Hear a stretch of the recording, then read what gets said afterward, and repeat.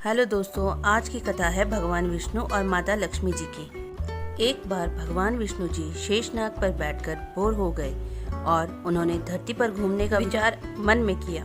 वैसे भी कई साल बीत गए थे, धरती पर आए और वह अपनी यात्रा की तैयारी में लग गए।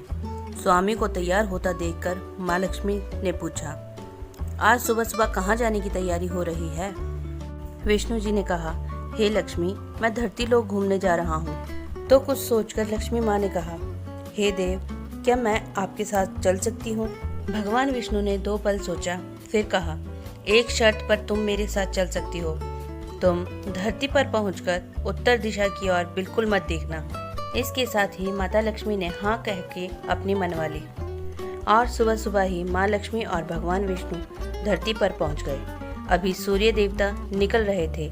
रात बरसात होकर हटी थी। चारों ओर हरियाली ही हरियाली थी। उस समय चारों ओर बहुत शांति थी और धरती बहुत ही सुंदर दिख रही थी और माँ लक्ष्मी मंत्रमुग्ध होकर धरती को देख रही थी और भूल गई थी कि पति को क्या वचन देकर आई है और चारों ओर देखती हुई कब उत्तर दिशा की ओर देखने लगी, पता ही नहीं चला। उत्तर दिशा में माँ लक्ष्मी को एक बहुत ही सुंदर बगीचा नजर आया और उस तरफ से भीनी भीनी खुशबू आ रही थी और बहुत ही सुंदर सुंदर फूल खिले थे। यह एक फूलों का खेत था और माँ लक्ष्मी बिना सोचे समझे उस खेत में गई और एक सुंदर सा फूल तोड़ लाई। लेकिन यह क्या, जब माँ लक्ष्मी भगवान विष्णु के पास वापस आई तो भगवान विष्णु की आंखों में आंसू थे और भगवान विष्णु ने माँ लक्ष्मी को कहा कि कभी किसी से बिना पूछे उसका कुछ भी नहीं लेना चाहिए और साथ ही अपना वचन भी याद दिलाया। माँ लक्ष्मी को अपनी भूल का पता चला तो उन्होंने भगवान विष्णु से भूल की माफ़ी मांगी। तो भगवान विष्णु ने कहा कि जो तुमने भूल की है उसकी सज़ा तो तुम्हें जरूर मिलेगी। जिस माली के खेत से तुमने बिना पूछे फूल तोड़ा है वह एक प्रकार की चोरी है, इसलिए अब तुम 3 साल तक माली के घर नौकर बनकर रहो। उसके बाद मैं तुम्हें वैकुंठ वापस बुलाऊंगा। माँ लक्ष्मी ने चुपचाप सर झुकाकर हाँ कर दी और माँ लक्ष्मी एक गरीब औरत का रूप धारण करके उस खेत के मालिक के घर गई। घर क्या, एक झोंपड़ा था और मालिक का नाम माधव था। माधव की बीवी, 2 बेटे और 3 बेटियां थी। सभी उस छोटे से खेत में काम करके किसी तरह से गुजारा कर रहे थे।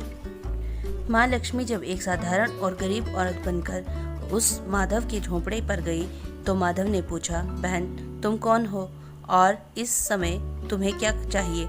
तब माँ लक्ष्मी ने कहा, मैं एक गरीब औरत हूँ, मेरी देखभाल करने वाला कोई नहीं है। मैंने कई दिनों से खाना नहीं खाया, मुझे कोई भी काम दे दो, साथ में मैं तुम्हारे घर का काम भी कर दिया करूँगी। बस मुझे अपने घर में एक कोने में आसरा दे दो। माधव बहुत ही अच्छे दिल का मालिक था।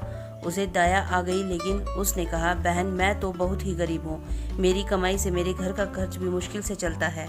लेकिन अगर मेरी 3 की जगह 4 बेटियाँ होती तो भी मैंने गुजारा करना था।